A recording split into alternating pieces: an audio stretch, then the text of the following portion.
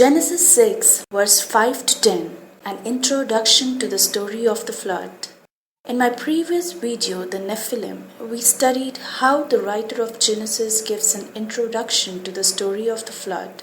Therefore, verse 1 to 4 did not contain the entire story of the flood. We can say that the writer divided the story of the flood into three parts. The first part tells us the cause for the flood, from verse 1 to 4.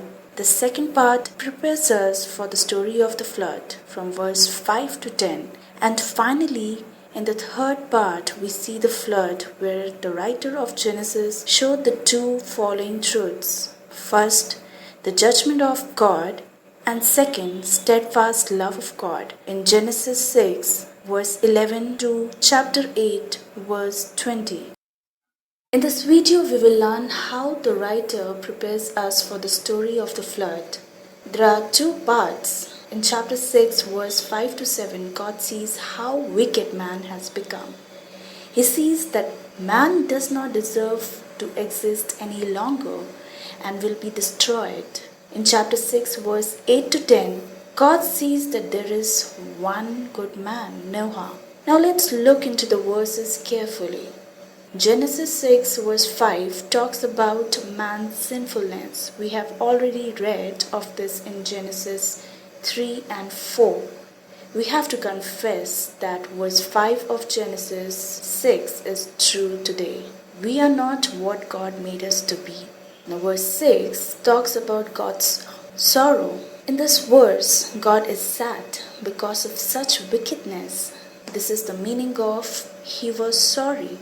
The word sorry as used here does not mean that God was ashamed of having made a mistake. Verse 7 talks about God's judgment. In this verse, God is a judge and he judges that man deserves to be destroyed.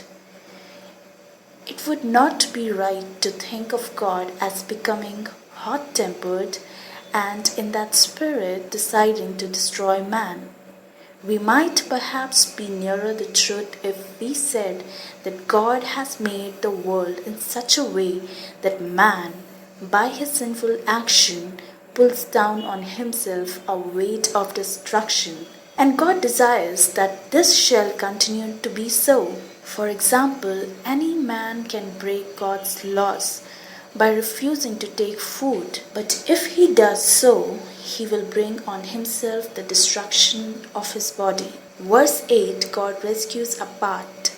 In this verse, God is merciful and he gives to part of mankind another chance to live. Notice the word but in verse 8. Noah and his family are a sign of the part of mankind which is rescued. This rescue will be described in the story of the flood. Through all the Bible, we read of a small part which God rescues. In Isaiah 10 verse 20, it is called the remnant or the bit that was left over. In the Gospels, we read of those who used the narrow doorway in Luke chapter 13 verse 23 and 24. The true members of the Church of Christ. Verse 9 and 10, God rescues this part of mankind in order to rescue others. This is not stated in these verses, but elsewhere in the Bible it is regarded as important. God chose Noah because he was a good man. But he chose him in order that through him people might in the future live as God meant them to live. This is in some way a picture of what Jesus himself did when he offered himself on the cross. Then the obedience of one man, Jesus, was accepted by God. It became the way by which many were given an opportunity of being rescued. Jesus' obedience was for many. In Mark 10, verse 45, you can see that. Note, in Genesis chapter 6, verse 6 and 7, the Lord was sorry. Was the writer wrong in using the words sorry, sad, grieved to describe God's feelings?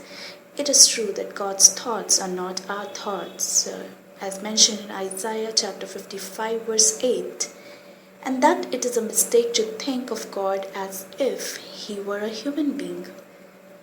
But we do not read in the Bible that God is without feelings. Passages like Hosea chapter 11 verse 8, "My compassion grows warm and tender," and Luke chapter 15 verse 7, "Joy in heaven." These passages are important. Secondly, note in verse 8, Noah found favor. When God shows favor, He is treating someone better than that person deserves.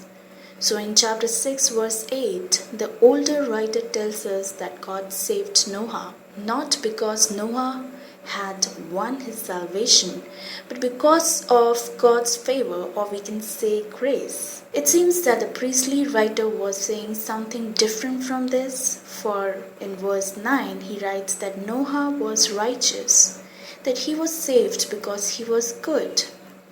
There can be two interpretations to this. The first is nearer to true Christians' belief that while we were yet sinners, Christ died for us. In Romans chapter 5:8 you can see. The second is the belief of those who try to earn God's love by doing good. Paul warns his readers against this belief in Ephesians chapter 2 verse 8 and 9.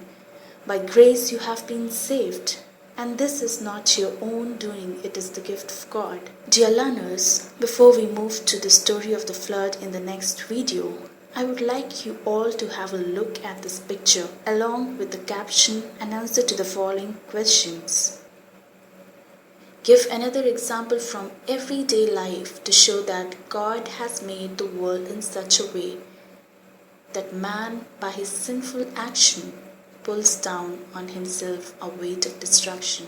What reply would you make to someone who said God cannot love people if the statement above is true?